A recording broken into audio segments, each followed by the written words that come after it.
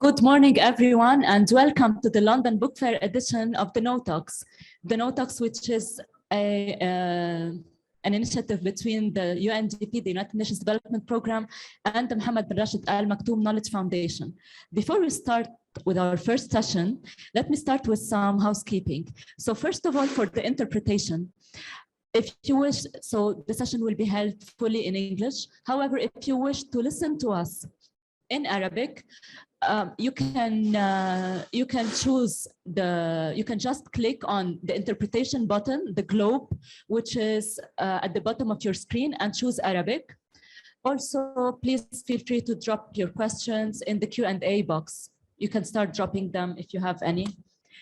So here we are in our first session of KnowTalks with Dave Katz. Hello, Dave Katz. Hi, Dave. How are you doing? I'm good. Good. So our session today is called Part Human, Part Machine. So first of all, Dave, you are an author and a teacher. Like you are a teacher, you're a teacher and trainer of digital marketing for businesses and individuals. That's right. And I also help to run, most of the time I'm running a data analysis and data processing business with colleagues in the US. Okay.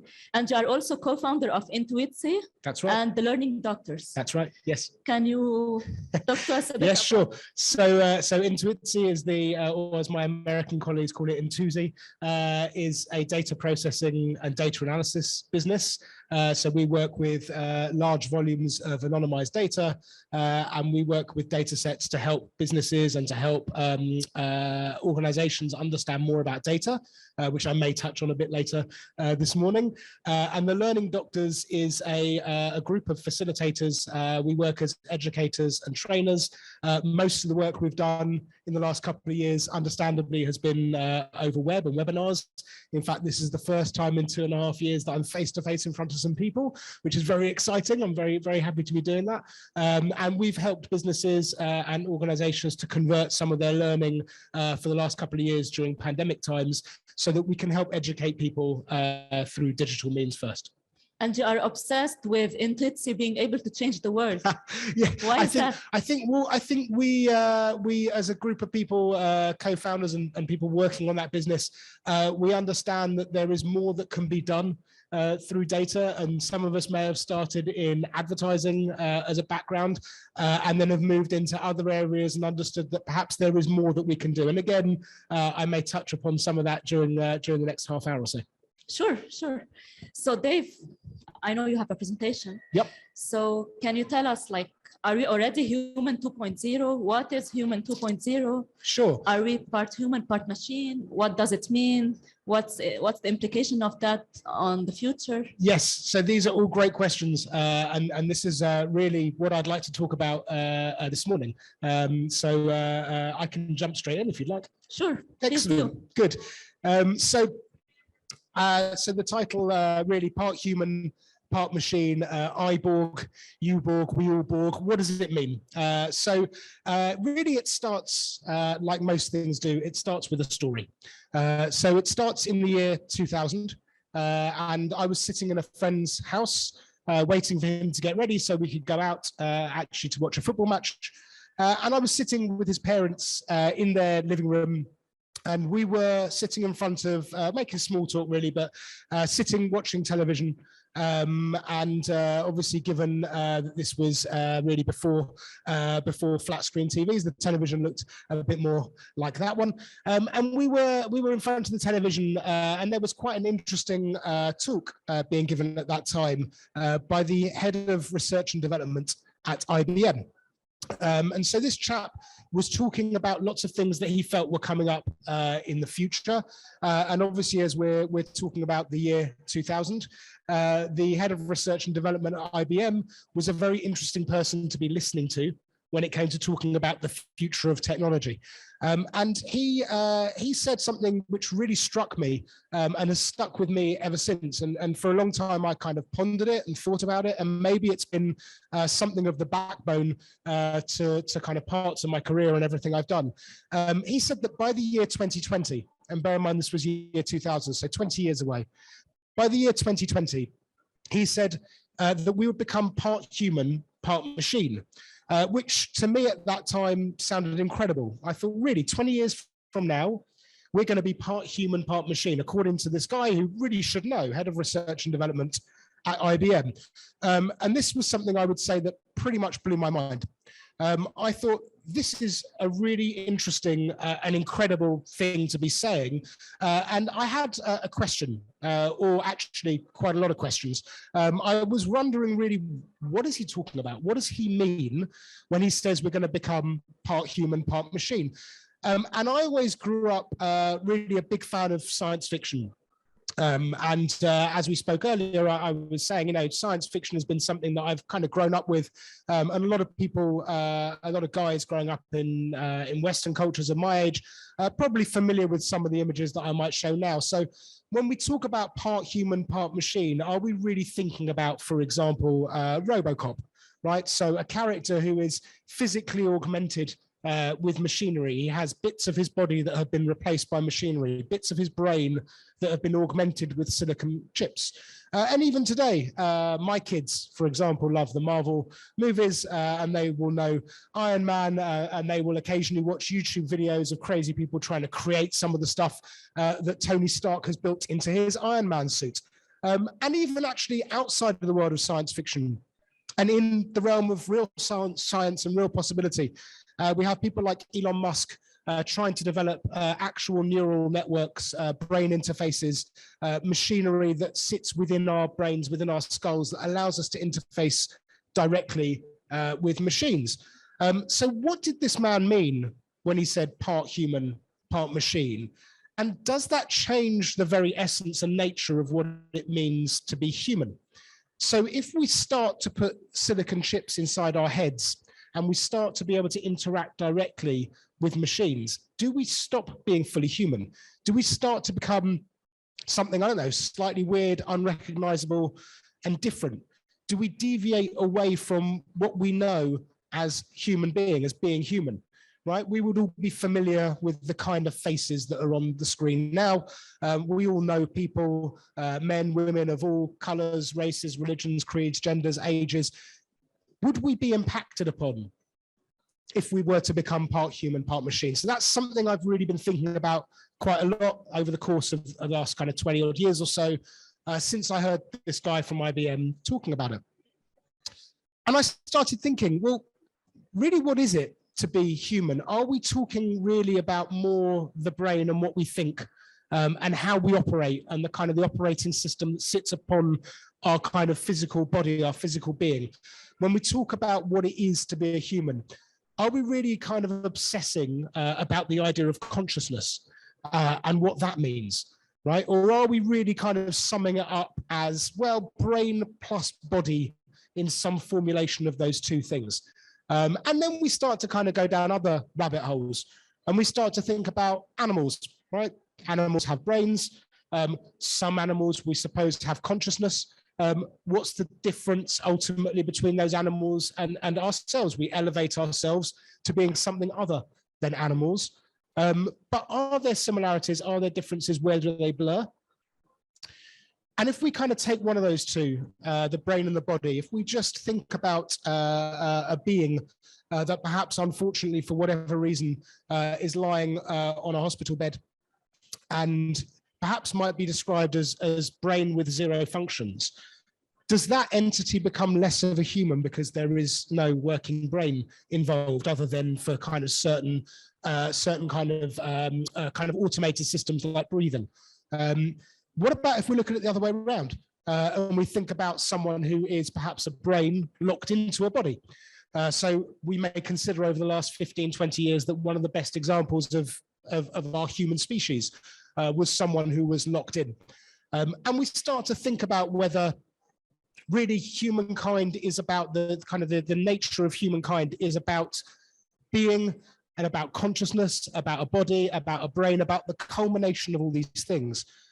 And again, thinking back to that question of whether by the year 2020, as was posed in the year 2000, we were going to become more than the sum of those parts. Were we going to become part human, part machine? Also, I think it's worth considering that what it means to be human is something that we might look at differently depending on where in the world we are. And it's amazing being here at London Book Fair in Olympia and wandering around the stands and the stalls and seeing people from all parts of the world kind of exhibiting here today. And we can broadly look at two kind of cultures. We can look at our Western culture, you know, very much steeped in that Western culture where we prioritize the rights of the individual. And people talk a lot about, this is what I want to do. This is what's important to me. It's very kind of me, me, me. And that's the way we are, right? That's important. And there's nothing right or wrong about that. But it contrasts very interestingly with the Eastern world, where perhaps there is much more emphasis on the collective. And in Eastern philosophies, perhaps whilst individuals and individuality is important, this kind of reliance or underpinning in the rights of the collective is interesting. And what we've seen over the last couple of years during the pandemic, perhaps is something which in the Western world has seemed a little bit different to what we're used to. So I saw on the news here a few weeks ago, a story of an apartment block in China where there was one case of COVID. And because of one case of COVID, the entire block of 200 people was on a very tight lockdown. And that lockdown meant that no one could leave a flat. Okay, so everyone is stuck within their own apartments. And the person that was presenting this news seemed to come at it from an angle that I identify with of, well, that's really quite awful. So there's 199 people in that building who can't leave their apartment because of one case of COVID. But if we look at it the other way around, and we look at it through the lens of an Eastern culture, we might perhaps understand a little more that this is not just about one person or 200 people, but actually the context of that building within a whole community and within a whole city. And actually there are potentially millions of people there who can't travel freely if those COVID cases spread further. So that's kind of what we were thinking. And there was an awful lot to consider when we first started thinking about this kind of whole notion of what it means to become part person, part machine. And I would say that to a fairly reasonable extent, my brain was slightly fried. And even further, when we start to consider the human condition, there's probably a couple of other elements that are worth just throwing into the mix that are very important, that we haven't mentioned up until now. Perhaps a fundamental factor of life is actually death, the fact that we are finite. Is that really the case with the machine? Well, as far as we know, probably not. Maybe some of them have components that have shelf lives or batteries that do, but by and large, the memory of a machine can be replaced. And what about the very notion of creativity? You and I were talking earlier, Stephanie, before the talk began, about music and about art and about film, and the idea that humans, that we can create, that being creative is essentially part of our being from the kind of earliest cavemen to the present day and beyond. We know that creativity is a big part of what it means to be human. So finally, before we kind of move on, the idea of evolution, okay, the idea of mankind evolving, of humankind evolving, and moving from kind of caveman or from ape through caveman to perhaps some kind of entity with a phone in his or her hand is something that we're probably all familiar with at this point in time. So throughout my career, I had this kind of thought about this: are we becoming part man, part machine? This recurring theme that kept coming back to me. And I kind of thought, well, to an extent, the clock is ticking. Time was marching on as the kind of 2000s turned to the 2010s and the late teens. It felt like we were quite a long way from that notion of the Robocop or the Iron Man kind of becoming a reality. But I really did think about it through everything I did within digital advertising and digital marketing, through the kind of later stages of my career, the last kind of 4 or 5 years before Intuizi, where I was looking a lot at education and doing a lot of work as a trainer and facilitator, and also doing a lot of work in digital transformation, so helping businesses to integrate technology into the ways that they worked, often very large businesses where technology perhaps was what they offered to consumers, but didn't necessarily govern the way they worked internally. And really through the last couple of years with Intuizi and looking at machine learning, data science, and I started to think you know, about all these things, and not only within my career, but as a father, as a husband, as a you know, a man who has 3 children, a writer, someone who enjoys singing occasionally. All of these things came into it. And by the way, when I perform occasionally, I sing with a band, I never remember lyrics. And I always thought it'd be great to have some glasses that could have the lyrics projected on the inside. It would be great, but I never quite got there. And I started thinking, where are we now? Okay, have we actually run out of time? Has the clock finished ticking? Have we gone past that 2020 and gone past the point where really this is any kind of possibility? So I took stock a few years ago, probably around 2018, certainly in the last year or two, considering, did we reach that target? And the obvious answer is, well, how many people do we see walking around here looking like that fella? Not very many, actually none. So it would be very obvious to conclude that we didn't meet that target. But hang on, that's not the whole picture. Actually, we can see that there are a very small minority of people that do have microchips embedded. Occasionally, probably at the forefront of this has been medical science and research to help people who are paralyzed, to help people like Stephen Hawking to communicate with the world. But there have been advances.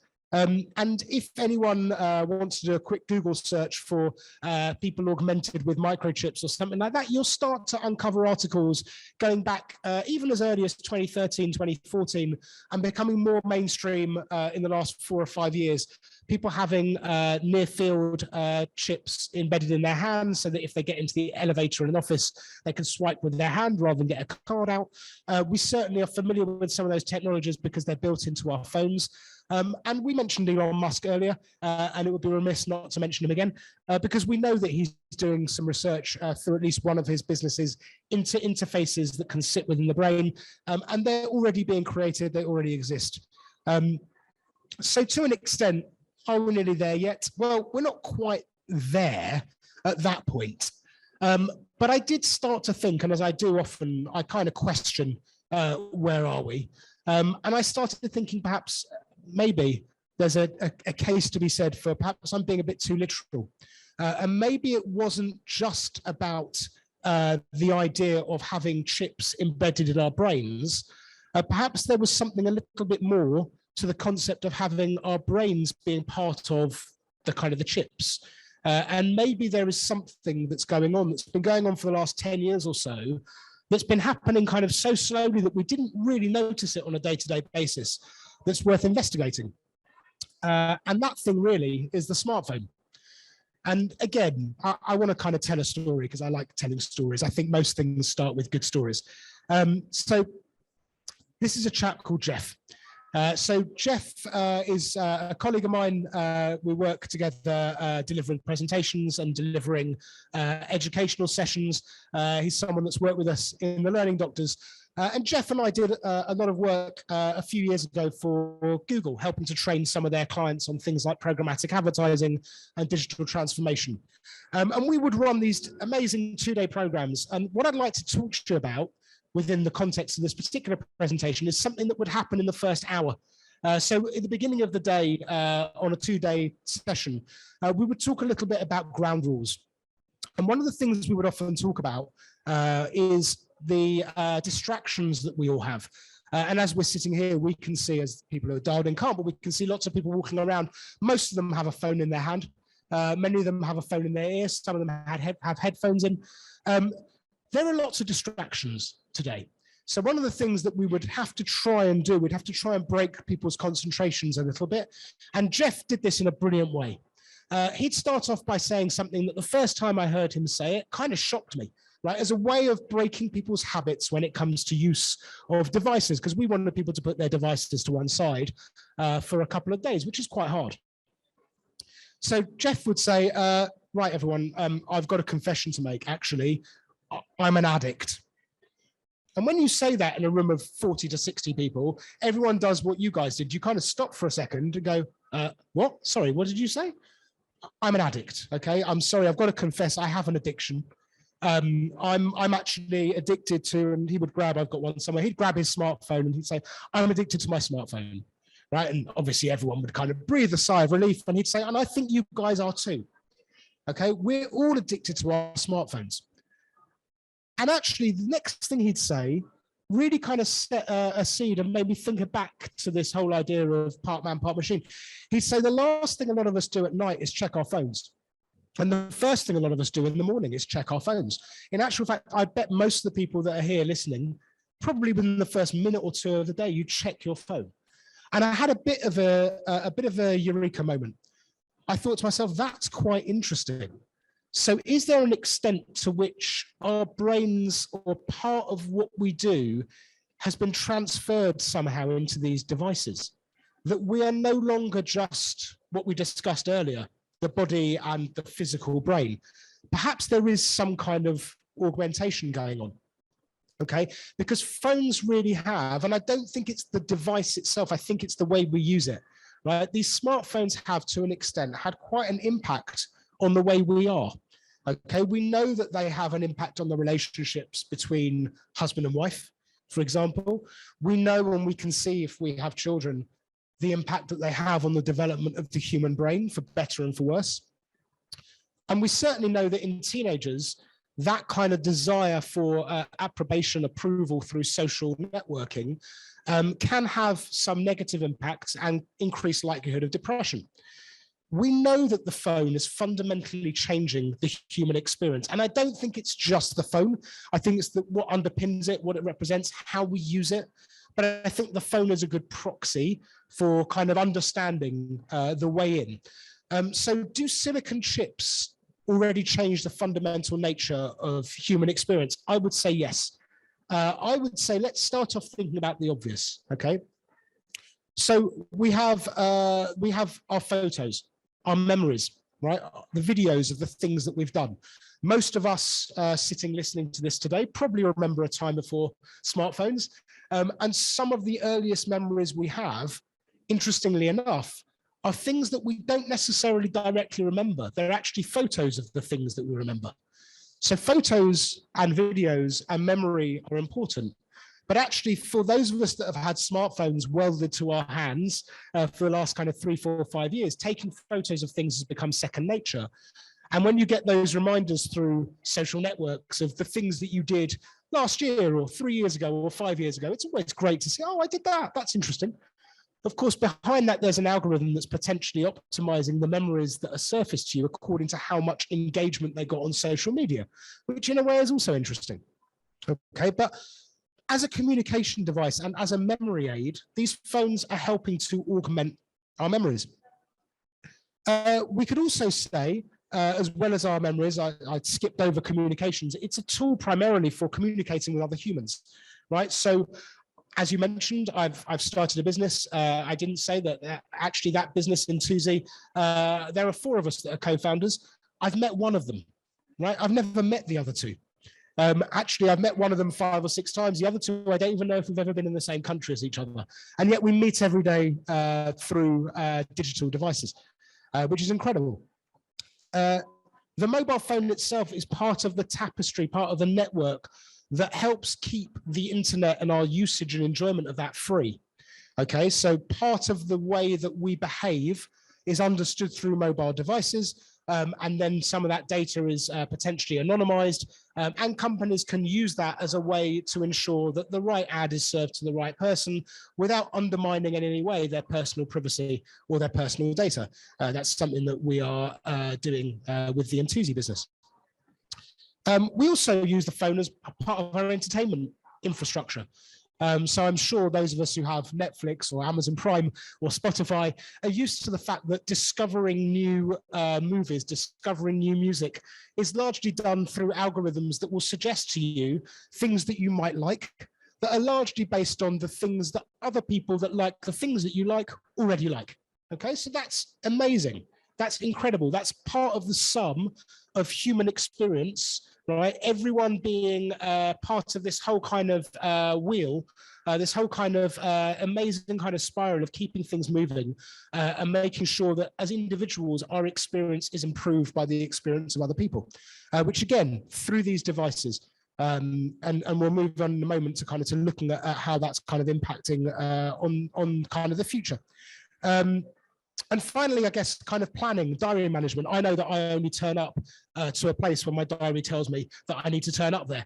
And I have to have reminders and things in my calendar to tell me where to go. And I can click on something that takes me to a map. And I arrived here today through a driver that I requested arrived at my house through my phone, and then proceeded to tell me for about 45 minutes how his entire kind of economy and livelihood relies on the 2 smartphones he has set up in his car that tell him who he needs to pick up. And he doesn't need to know how to navigate the roads, because that's what his smartphone is doing for him.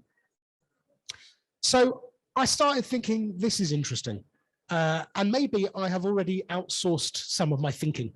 So when it comes to, for example, the way that the algorithms help us decide what to do next, we've already started to outsource our thinking. And I know it's not just me. It's everyone that's here, it's the people that are walking past, the people that are dialed in today, the fact that those people are only able to be with us because of the technology and what it enables. And we know that this is some research. I thought I'd show at least one slide of actual kind of research and numbers. So this is from eMarketer, looking at the way we use smartphones, the way Americans on average use smartphones. And it's around 4 hours a day. The average person over 18 in the US is using a smartphone for non-voice experiences. So a huge amount of the day being spent with these smart devices. And I started thinking, well, this is interesting. And where does this lead us with reference to where we started? You know, this idea of part man, part machine. And I started thinking, well, what's better? Okay, what's better? How do we compare the silicon brain and the human brain? And we can look at various things. So silicon brains can store huge volumes of data. They can synthesize new data sets very, very well. And they can extrapolate results from different data sets very quickly. They're great at doing all those things. Also, they're always on, right? So the shelf life of a machine, it doesn't necessarily need to sleep unless we switch it off. Usually they last quite a long time. They're also free from inbuilt bias, so they won't approach a problem with preconceived ideas of what the answer might be, which we can look at as a benefit. They can't think for themselves, though. They can only actually execute pre-programmed tasks. So on the other hand, an organic brain, we believe, is capable of original thought. I say we believe as a caveat. I'm not going to go down that wormhole. There are some people that believe that's not strictly true. But we know that we can generally at least take lots and lots of inputs from thousands of places and create art that at least looks original. So that creativity is something that sets organic human brains apart. We're capable of intuition. So we can look at lots of built-in data sets. So I think back to the conversation with the Uber driver this morning, who said to me that there are certain times a day that he won't pick people up in certain areas. And the question I had was why? And he said, well, 30 years of experience tells me that in certain areas and people that hide their name, and if I turn up and they've got like a hoodie covering their face, and he said, yeah, the chances are they might be fine. But on the occasion where I've had someone either threaten me or throw up in the back of my cab, it's probably been in situations where there was a voice in my head saying, you might want to avoid that one. So that's intuition. And it's very difficult to teach a computer how to be intuitive. We also know that human brains, we need sleep. We need to recharge roughly 6 to 8 hours a day, certainly more than computers do. And we are occasionally prone to illness and death, right? Now, you could say that computers will die. Computers occasionally get viruses, but it's slightly different, and we kind of can anticipate the shelf life generally of machines. As I'm saying that, I'm thinking that point might be slightly moot. But certainly what we can say is that we are led by bias and emotion more than machines are, which can be a good thing because intuition is a good thing. But that kind of pre-bias that we have when we approach problems, computers don't have. And perhaps the most interesting thing, if we look at both, is the pros and cons of the two. And you could say that computers, machines are great at answering questions. And humans are great at asking them. So that inbuilt curiosity that we have. And finally, I would say that perhaps when it comes to this area and answering the question, which is better? The answer isn't that either is better. The answer is actually that what is better is the two of them together. So that kind of notion of man plus machine perhaps is where it's most interesting. And then we borrow from science fiction. And we talked about this a little earlier, and Star Trek and the Borg in Star Trek were a race, a species that, although they had their nastier side because they tended to attack their hosts and other beings, although they had their nastier side, they were part man, part machine, part person, part machine. And moving on just from that nature of being part person, part machine, what was interesting about them, other than the fact that they flew around in cubed spaceships, was that they had this notion of the collective. And it made me think a little bit about this difference between Western culture and Eastern culture, the prioritization of the collective over the individual. And I started thinking that's interesting. So this is something that is already built into what has already happened within the kind of machine learning world. We've been moving from individual to collective consciousness.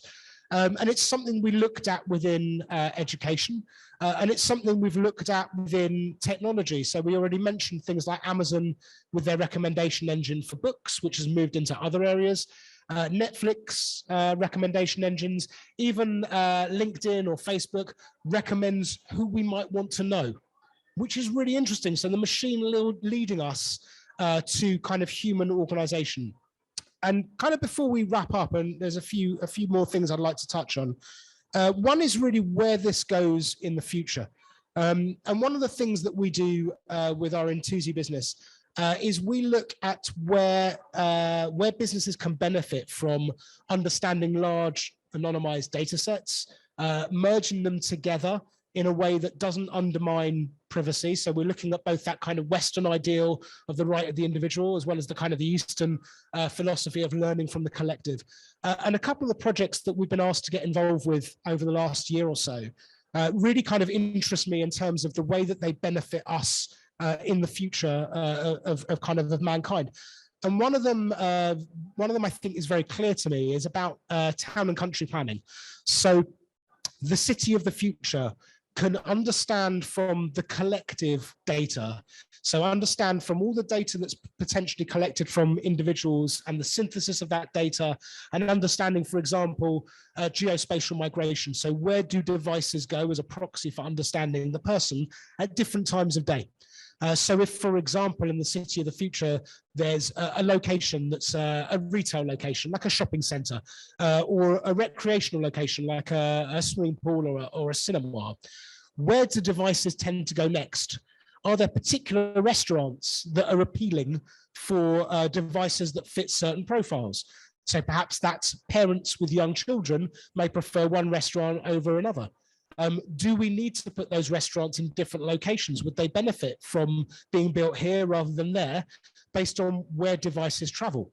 So that's quite interesting for someone we're working with that's building the city of the future, understanding those devices and where they go over time.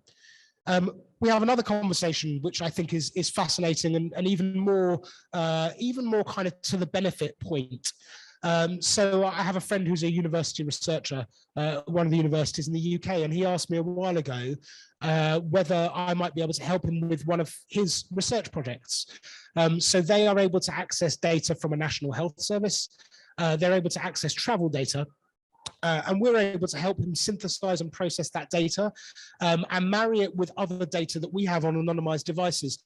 And really the end point for him is understanding whether lockdown impacted on the spread of COVID, not because he expects it to impact on the current pandemic, but because we know that there are negative impacts on lockdowns on mental health. And he wants to know, he wants to understand whether the positive impact on stopping the virus spreading outweighed that negative impact. So it's only really through processing data over time that we can help to understand that. So I kind of feel that where we got to was this point of, well, maybe where we started at the beginning was thinking about this idea of part man, part machine as being creating a cyborg. But perhaps that kind of misses the point. Perhaps what's more interesting for us fundamentally moving forward as human beings is that we have a way now to not only process our own data, that isn't fallible, that doesn't forget things, that doesn't rely on 5 people seeing a sick version of the truth, but is able to deal with cold, hard facts and numbers with a kind of a way that is completely objective and just looks at the data. Because I think there is potentially on the horizon, some of us are possibly of the opinion that we have a very challenging 100 years ahead when it comes to dealing with climate change. And that's an existential problem that affects all of us. And that perhaps if we as a species are able to collect and sort through the sum total of all of our data and experience, we might have the best chance of being saved. We might have the best chance of that salvation lying within perhaps the very kind of essence that we've helped build, these computers that we've built, may be something that we can pose the right questions to that can help us answer them. So really, I kind of concluded that point, that we are part person, part machine, and that really that puts us in a better position moving forward. And that really is the kind of the end point of everything I'd like to talk about today. So I hope that's been an interesting conversation. Thank you, Dave, indeed. Thank you. I really enjoyed your presentation. Thank you. I'm really happy to be part human, part machine. And especially with all these algorithms with social media, for example, I really enjoy them. Like, I want Netflix to tell me what to watch next. I want that. I love that. But for example, for some social media platforms, when they suggest, you mentioned that, like suggesting people you might know. For some of them, okay, I know them, but I don't want to be friends with them. So when will the machine be sentient? Like, yeah, so that's an interesting question. So the idea of machines with consciousness, and I think one of the things that I showed earlier, which is a slight segue, one of the things I showed earlier was this slide. And what I kind of wanted to kind of mention as a couple of little Easter eggs in the presentation was actually none of the people on that slide are real. None of those people ever existed. They've all been built by a machine. All of those people only existed when I clicked a button on a website that allowed me to create them. And I think the idea of machine sentience is something, again, which in science fiction, we've kind of taught ourselves to be slightly wary of. And I don't know whether really that's the right approach. Interestingly, I kind of extended the experiment here. So one more thing, these are not real people. I fed that line into an algorithm that can create art and images. And there's a nice little image that algorithm created for us based on that one sentence. So even the idea of machines being unable to create, I think we've gone past that. I think the idea of computers being sentient scares people. And I do think it does rely on the nature of what we mean by sentience. And we kind of started upon what you mean by consciousness earlier. And I do think it's a big question. And I think it's one that we can't necessarily conclude now between us. But certainly it's one that people should be asking. And I think, again, I think that there's probably people a lot smarter than me that consider that on a regular basis. And if it's something that's even desirable, science fiction certainly teaches us that it isn't, but then it teaches us a lot of things that aren't really right. So I don't think we can rely on that. Thanks, Dave. And like you also mentioned data. Of course, data is super important. However, what's your take on data protection? So very important. Again, I happen to have spent a couple of years working in the field of regulation for digital advertising for the UK. And so it's something that I'm very keen on ensuring we protect. The rights of the individual are incredibly important. And none of us want our personal data falling into the wrong hands. So it's incredibly important that we create the right infrastructure to ensure that can't happen as much as possible. Like with any other law, we live in a world and a society where there are people with good intentions that will abide by those regulations. And there are some people that unfortunately have ill intent that prioritize their own personal gain over and above everything else. And of course, we want to make life hard as possible for those people. But yes, data protection is incredibly important. And it's important that we create the right infrastructures and that companies abide by those where they can. Okay, great. We're starting to get the questions from the audience. Sure. We have many questions actually, but first I'd like to see if our physical audience, like if anyone has any questions. Yeah, I like that. No. I think we should prioritize people who are here, Yeah. just because it's nice to be here with people in front of us. Yes. They are a bit shy. That's the thing, of course. The people on the other side of the screen, they're not face to face with us. They're less shy. Yes. Maybe they are more machine than human. We won't know. Okay, I'll start with a question. Sure. So it's a long one, but it's a good one. So don't you think that the rapid technological development with regard to the cultivation of electronic chips may push some of the people who implant them to possess supernatural abilities and easily may possess the information by uploading it to the chip? So that's a really good question. So again, it'd be interesting to know whether that's influenced by fiction. You know, anyone that's watched the series Dark Mirror knows that, oh sorry, Black Mirror, knows that some of the things that we see kind of in the very near future, we like to be scared, right? There is something inherent, and when it comes to examining stories, and as we sit here, as we do at London Book Fair, there's a lot of very literary people wandering around. And we know that from a very early developmental stage, stories that slightly scare us are important to us. It's actually quite important for our own ability to preserve ourselves.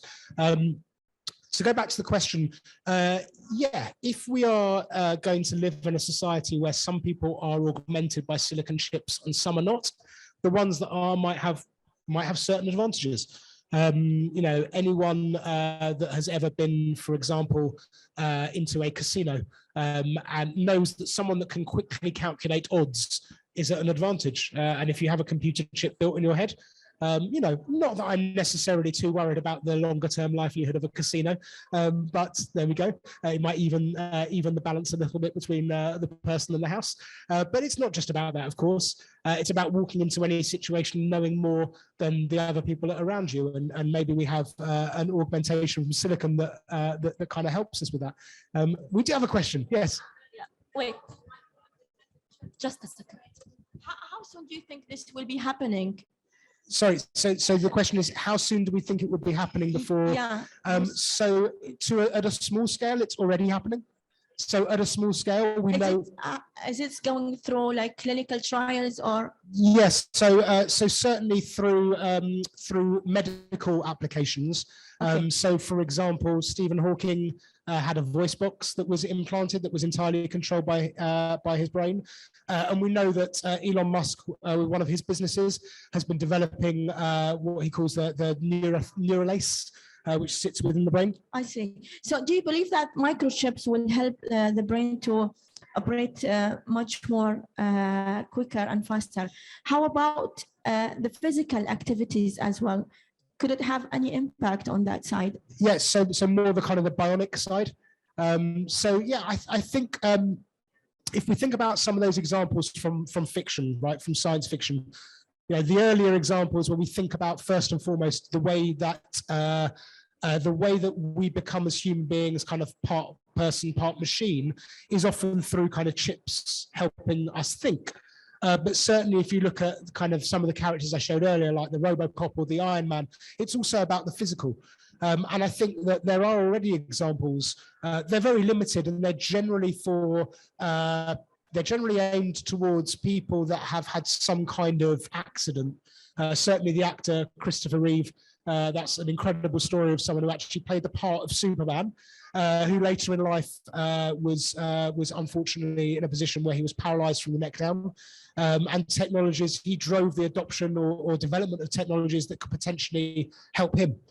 So we know it's happening to a small scale, not necessarily viable commercially for you and I at this stage. That's what I was about to ask.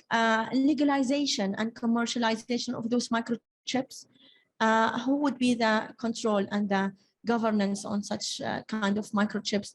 The libraries or the information which will be injected on those chips, who will be doing that part? And So how it will be controlled? Yeah, so I wouldn't know the answer. I would imagine at the moment, we have already governments legislating with regards to data and how data is stored and collected. If you go back in time, 1,000 years or so, or to the, I guess probably not 1,000 years, but certainly when we look at libraries in kind of early civilizations, when we first had libraries, those places as a center for knowledge and a center for learning were incredibly important, right? What we have right now is an enormous percentage of the sum total of human knowledge is available at all of our fingertips through our phones. Not everything, because some things are held privately, but certainly a huge amount of knowledge there. And I think that the distance that we've already come in the last 20 years is enormous, but we don't necessarily consider that distance as being that far. And the gap between where we are today and having those chips kind of physically implanted so that we can kind of access the internet just through our brains, that gap is relatively small, I think. I don't think we're that far off being able to do that. Good to hear that. Thank you for the answers. Thank you. Thank you. So another question. Do you think that in the long run, machines will take over humans and make us irrelevant? Again, that's one which I know science fiction gets. Oh, sorry. This is my. So this is a piece of artwork that was created between a person and a machine together. I'm going to skip past that because it wasn't meant to play them. So the question was, do we think that at some point the human will become the irrelevant part of the equation? Again, it's pure speculation. The answer is binary. It's either yes or no. I'm going to go for no because I'm a bit of an optimist. I kind of think that what it means to be human has changed a lot in the last 30, 40 years and will change enormously in the next 30 or 40 years.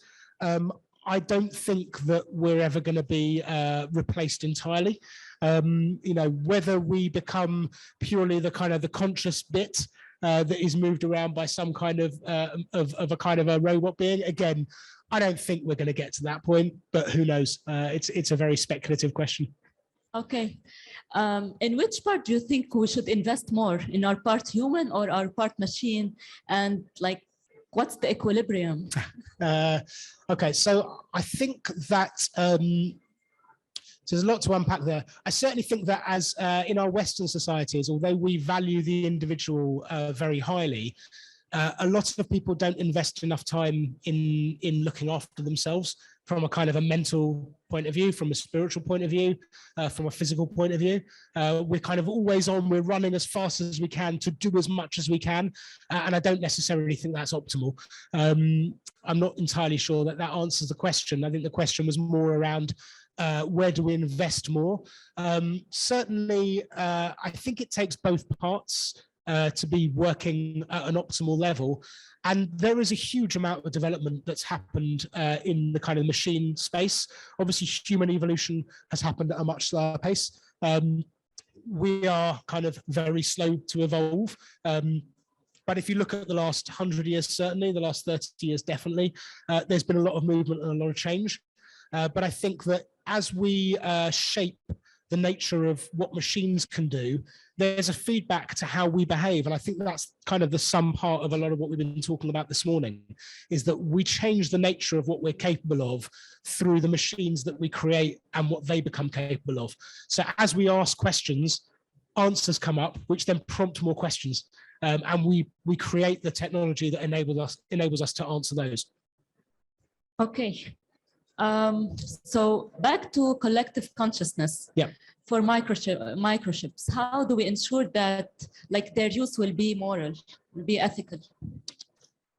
Again, I think that's partly down to the questions that we ask them and the frameworks in which they sit.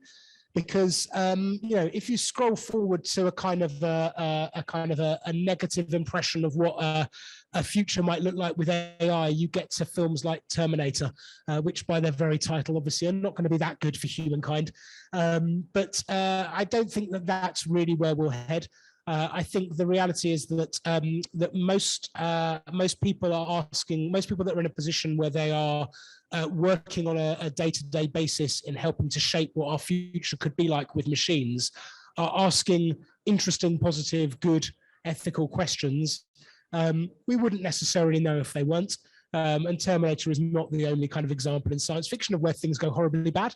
But I'd like to think we're going to end up in a future that looks more friendly, because I do think that the people that are advancing the science are more likely to be coming from a positive background than a negative one, and therefore asking the right questions that help us and push us towards a future where we all, as individuals and as a collective, benefit more than we lose.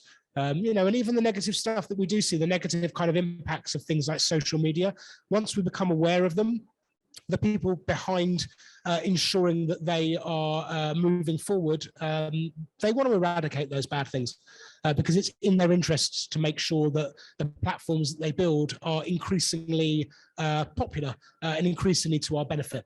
So if there are negative impacts, they want to get rid of them. Okay. Now, enough with the questions. We have so many more, but like we can keep the conversation going afterwards. Sure. But I have some fire questions, some this or that questions. Okay. They are a bit fun, like okay. They are not hard, like you will see. So I have 4. The first one, what's your preference, science fiction or reality? Reality. Okay. Human or machine? Human. Good.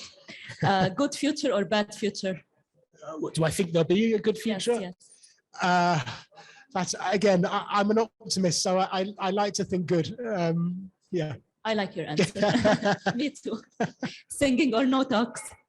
Singing or KnowTalks? Oh, singing. For me personally, what do I prefer? Yes. To be delivering right now, KnowTalks. Okay. But if you ask me a bit later on, I might say singing. Okay.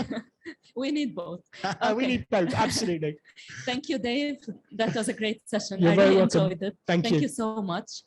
And thank you, our dear audience here at the London Book Fair. And thank you also for our online audience. And thank you also for the interpreters, Mahmoud and Imad, but also our day here and colleagues in the back end. Thank you so much, and see you in our second session for the first day of KnowTalks, the London Book Fair edition, from 2 to 3 p.m. UK time or 5 to 6 p.m. UAE time. Thank you. Thank you. Bye. Bye-bye.